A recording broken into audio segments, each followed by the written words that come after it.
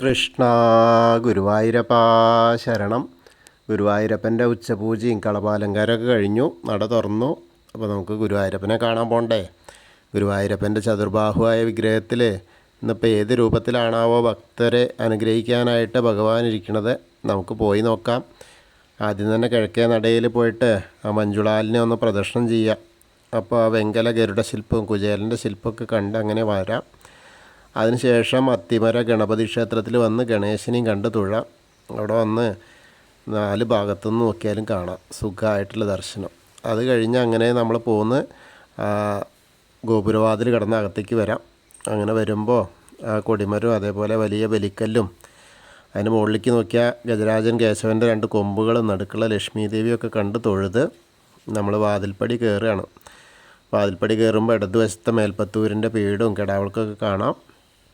അങ്ങനെ വലതുവശത്തെ തൂണും നോക്കി നമ്മൾ ഭഗവാന്റെ ശ്രീലകത്തേക്ക് നോക്കുകയാണ്. ശ്രീലകത്തേക്ക് ഇങ്ങനെ നോക്കുമ്പോൾ നിറയെ പ്രകാശം കാണാണ്ട്, നെയ്വിളക്കിൻ്റെ പ്രഭയിലിങ്ങനെ നല്ല തിളങ്ങുകയാണെന്ന്. അപ്പോൾ അങ്ങനെ നോക്കുമ്പോൾ എന്താ വെച്ചാൽ അയാൾ ഇരിക്കുകയാണ്. അയാളുടെ കാൽപാദങ്ങൾ കാണാണ്ട്, കാൽത്തളകൾ കാണാം. കാല് തൂക്കിയിട്ടിരിക്കണ മാതിരി, തൂക്കിയിട്ടിട്ടല്ല, ഒരു സൈഡിലേക്കൊക്കെ ആക്കിയിട്ട് ഇടതുവശത്തേക്കൊക്കെ ഇങ്ങനെ ആക്കിയിട്ട് ഇരിക്കണ മാതിരി, തൂക്കിയിട്ട പോലെ തന്നെ. അതിൻ്റെ നടുക്ക് മടിയിലിങ്ങനെ വലിയൊരു കുടം, അതായത് വെണ്ണക്കലാണ്. വെണ്ണ നിറച്ച് വെണ്ണ ഇങ്ങനെ തുളുമ്പി പോണു. അതിന്നിങ്ങനെ 2 കൈ കൊണ്ടും കൂടി വാരി കഴിക്കണ മാതിരി 2 കൈയിലും പെട്ടിട്ടുണ്ട്. അപ്പോൾ ഏത് കൈ കൊണ്ടൊക്കെ കഴിക്കണമെന്നൊന്നും അറിയില്ല എന്ന് തോന്നുന്നു. ഇടതുകൊണ്ടും വലതുകൊണ്ടും ഒക്കെ 2 കൈയിലും ഉണ്ട് വെണ്ണ. അങ്ങനെ വാരി കഴിക്കണ ഉണ്ണി കേട്ടോ. എന്ത് രസമാണ് ആ ചെറിയ ഉണ്ണി. ഇങ്ങനെ അത്ര വലിയ ആ വെണ്ണക്കല ഇങ്ങനെ കിട്ടും ചെയ്തു, നിറച്ച് വെണ്ണയുണ്ട്. അപ്പം അങ്ങനെ അതിന്ന് ഏത് കൈ കൊണ്ട് വേണം എടുത്ത് കഴിക്കുക എന്നുള്ള ഉദ്ദേശത്തിലാണ്. ഇടതിലും വലതിലൊക്കെ നിറച്ച് വെണ്ണയുണ്ട്. അപ്പോൾ ഏതെന്നാ കഴിക്കണത് വെച്ചാൽ വലത് കൈ കൊണ്ട് തന്നെ കഴിച്ചോട്ടെ. അങ്ങനെയാണ് ഇരിക്കുന്നത്. നല്ല രസമായിട്ടുള്ള കാഴ്ച. അങ്ങനെ മുകളിലേക്ക് നോക്കിയാൽ മാറത്തൊരു വളയം പോലത്തെ മാല, ഒരു പതക്കം പോലത്തെ മാല, പിന്നെ പട്ടുകോണ കൊടുത്തതായിട്ട് തോന്നുന്നുണ്ട്. എന്താ വെച്ചാൽ ബാക്കിലേക്ക് ഇങ്ങനെ ആ വാലിങ്ങനെ ഇതായ മാതിരി കാണാനുണ്ട്. വേറെ ഒന്നുമില്ല, കാരണം അതൊന്നും കാണാനില്ല. ഈ നിറയെ വെണ്ണ ഉള്ള കുടമല്ലേ കാണുന്നത്. അപ്പോൾ അങ്ങനെ പിന്നെ അരമണിക്ക് ഇങ്ങനെയൊക്കെ ഒരു സൈഡിൽ കൂടെ ഇങ്ങനെ കാണാനുണ്ട്. മുകളിലെ മാങ്ങാമാലയും ഒരു വളയം പോലത്തെ മാലയും ഒരു ഗോപീതിലകം വെച്ചിട്ടുണ്ട്. തിരുനെറ്റിയിലും ഒരു ഗോപീതിലകം വെച്ചിട്ടുണ്ട്. പിന്നെ സ്വർണത്തിൻ്റെ കിരീടം ചാർത്തിയിട്ടുണ്ട്. അതേപോലെ കാതിൽ ചെവിപ്പൂക്കൾ വെച്ചിട്ടുണ്ട്. കൈവളകൾ കാണാനുണ്ട്. മൊത്തത്തിലാകെ അങ്ങോട്ട് ആ വെണ്ണ ഇങ്ങോട്ട് ഉഷാറാക്കിയിരുന്നു. അങ്ങനെ കയ്യിൽ നിന്ന് എടുക്കുമ്പോഴും കൊഴിഞ്ഞു പോകുന്നുണ്ട്. ആ കുടത്തിൻ്റെ മുകളിലൊക്കെ നിറച്ചുകൊണ്ട് എണ്ണയിൽ കുളിച്ചിരിക്കുക ഉണ്ണീന്ന് പറയാം. അങ്ങനെയാണ്. പിന്നെ തിരുമുടിമാലയാണെങ്കിലോ 4 തിരുമുടിമാല, ധാരാളം തിരുമുടിമാലകളുണ്ട്.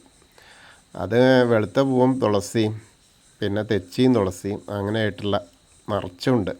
പിന്നെ ഉണ്ടമാല ഒരെണ്ണമുള്ളൂ. ഉണ്ടമാല എങ്ങനെയാ വെച്ചാൽ തെച്ചി, തുളസി, വെളുത്ത പൂവ്, താമര ഒക്കെ പാടെ കൂടിയിട്ട് നല്ല രസമായിട്ട്. അപ്പോൾ നമ്മളിപ്പോൾ എല്ലാവരും ഭഗവാന്റെ ശ്രീലകത്തേക്ക് നോക്കിയിട്ട് ആ സോപാനപ്പടിയിൽ നിന്ന് ഭഗവാനെ, ആ ഉണ്ണിക്കണ്ണനെ, വെണ്ണക്കണ്ണനെ കാണുകയാണെന്നങ്ങനെ മനസ്സുകൊണ്ട് വിചാരിച്ചോളൂ. അപ്പോൾ ആ ഉണ്ണിയുടെ അനുഗ്രഹം നമ്മളിലേക്ക് എത്തും. അങ്ങനെ തൊഴുത് ഇറങ്ങിക്കഴിഞ്ഞാൽ നേരെ അഗ്നികോണിലുള്ള ബലിക്കല്ലും അതേപോലെ ഭഗവാന്റെ തിടപ്പള്ളിയും അതേപോലെ ആ ചുവരിൻ്റെ മുകളിൽ ചെറിയ അലിലക്കണ്ണനെയൊക്കെ കണ്ട് തൊഴുത് സപ്തമാതാക്കളെയും കണ്ട് തൊഴാം. പിന്നീട് അങ്ങനെ ഗണേശൻ്റെ അടുത്ത് വന്ന് ഗണേശനെ കണ്ട് പ്രാർത്ഥിക്കാം. ഏകദന്തം മഹാകായം ദപ്തകാഞ്ചന സന്നിഭം ലംബോദരം വിശാലാക്ഷം വന്ദേഹം ഗണനായകം. അത് കഴിഞ്ഞ് സരസ്വതി അറയിലേക്ക് നോക്കുക, സരസ്വതി ദേവീനെ പ്രാർത്ഥിക്കുക. സരസ്വതീ നമസ്തുഭ്യം വരദേ കാമരൂപിണി വിദ്യാരംഭം കരിഷ്യാമി സിദ്ധിർഭവതു മേ സദാ. പിന്നീട് അങ്ങനെ വന്ന് ആ ചെറിയ ഗണേശനെ കാണാം. മത്സ്യം, കൂർമ്മ, വരാഹം, നരസിംഹം വരെയുള്ള രൂപങ്ങളൊക്കെ കണ്ട് തൊഴുത് മേൽശാന്തിൽ അവിടുന്ന് അർച്ചന പ്രസാദമൊക്കെ വാങ്ങാം. പിന്നീട് വാമന രൂപവും ഗജേന്ദ്രമോക്ഷത്തിൻ്റെ രൂപമൊക്കെ കണ്ടു തൊഴാം. പിന്നീട് അങ്ങനെ വന്ന് അനന്തശായിയായ അനന്തപത്മനാഭനെയും അതേപോലെ ഗരുഡാരൂഢനായിരിക്കുന്ന മഹാവിഷ്ണുവിനെയൊക്കെ കണ്ടു തൊഴാം. നമ്മളതിലൊരു വീഡിയോ ഇട്ടിട്ടുണ്ടായിരുന്നു ഇന്നലെ, ഏകദേശം ദശാവതാരത്തിൻ്റെ ചില ചിത്രങ്ങളും വീഡിയോ ഒക്കെ ഉൾപ്പെടുത്തിയിട്ട്. അപ്പോൾ അതൊന്ന് കണ്ടോളൂ കേട്ടോ. വെറുതെ ഒരു രസം. അതിൻ്റെ കഥകളൊക്കെ അതിലുണ്ട് ചെറുതായിട്ട്. അപ്പോൾ ഒന്ന് കണ്ടോളൂ. പിന്നെ അങ്ങനെ നമ്മൾ നേരെ ഭഗവാന്റെ ശ്രീകോവിലിൻ്റെ പുറകുവശത്ത് വന്ന് സാഷ്ടാംഗം നമസ്കരിക്കുക. നമസ്കാരമൊക്കെ കഴിഞ്ഞ് മുകളിലേക്ക് നോക്കിയാൽ ഉഗ്രരൂപിയായ നരസിംഹസ്വാമിയെ കണ്ടു തൊഴാം. പിന്നീട് വരുമ്പോൾ ദശാവതാര വിഗ്രഹങ്ങൾ ഭാർഗവരാമൻ, ബലരാമൻ, ശ്രീരാമനൊക്കെ കണ്ടു തൊഴാം. ശ്രീകൃഷ്ണനെയും കണ്ടു തൊഴുത് മുരുകനെയും കണ്ടു തൊഴാം. പിന്നീട് അങ്ങനെ വന്ന് ഹനുമാൻ സ്വാമിയെ കണ്ട് പ്രാർത്ഥിക്കാം. ത്വമസ്മിൻ കാര്യനിര്യാഗേ പ്രമാണം ഹരിസത്തമ ഹനുമാൻ യജ്ഞമാസ്തായ ദുഃഖക്ഷയകരോ ഭവ മനോജവം മാരുതതുല്യവേഗം ജിതേന്ദ്രിയം ബുദ്ധിമതാം വരിഷ്ഠം വാദാത്മജം വാനരയൂഥമുഖ്യം ശ്രീരാമദൂതം ശിരസാ നമാമി. ബുദ്ധിർബലം യശോധൈര്യം നിർഭയത്വം അരോഗത അജാഡ്യം വാക്പടുത്തം ഹനുമസ്മരണാത് ഭവേത്.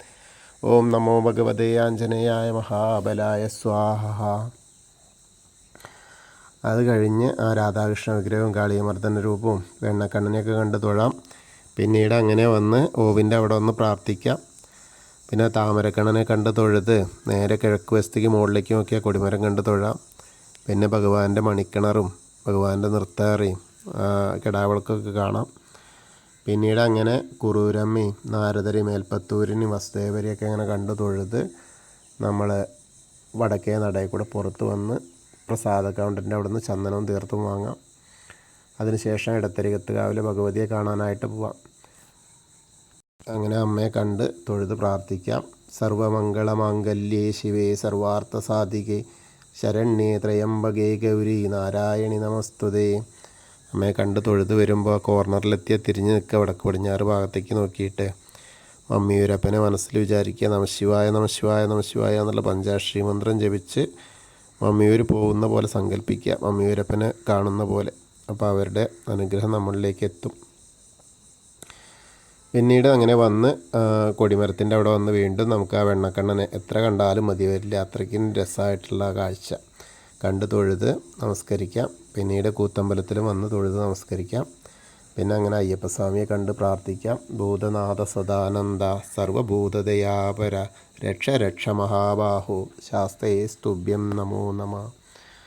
അത് കഴിഞ്ഞ് പ്രദക്ഷിണം ചെയ്ത് വന്ന് പടിഞ്ഞാറ് നടയിലുള്ള ദീപസ്തംഭത്തിൻ്റെ മുകളിലുള്ള വേണുഗോപാലിനെയും കൊടിമരത്തിൻ്റെ മുകളിലുള്ള ഗരുഡധ്വജനെയും കണ്ട് തൊഴുത് അങ്ങനെ നമ്മൾ പടിഞ്ഞാറ് നടയിൽ കൂടെ പുറത്ത് വന്ന് രുദ്രതീർത്ഥക്കുളത്തെ പ്രദക്ഷിണം ചെയ്യുക. പ്രദക്ഷിണം ചെയ്യുമ്പോൾ നടുക്കുള്ള കാളിയമർദ്ദന രൂപിയെ കണ്ട് തൊഴാം.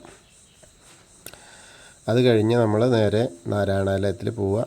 അപ്പോൾ ആ കയറുന്ന ഭാഗത്ത് ഇടത് വശത്തായിട്ട് ആ ഒരു ചില്ലംകൂട്ടിൽ ആ പൂന്താനം തിരുമേനി പൂജിച്ചിരുന്ന ചെറിയ ഉണ്ണിക്കണ്ണൻ്റെ വിഗ്രഹം കണ്ട് തൊഴാം.